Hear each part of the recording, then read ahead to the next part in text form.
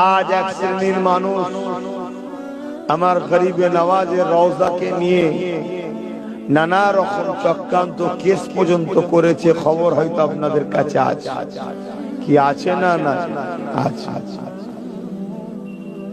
মনে রাখবেন, আমার গরিবে নওয়াজ খাজা মুঈনুদ্দিন আজমিরি রহমাতুল্লাহ আলাইহি সঞ্জার বলে একটা জায়গা, যেটা পারস্য ইরানের আশপাশে কোন জায়গায় হবে, ওখানে হুজুর আমার জন্মগ্রহণ করেছিলেন।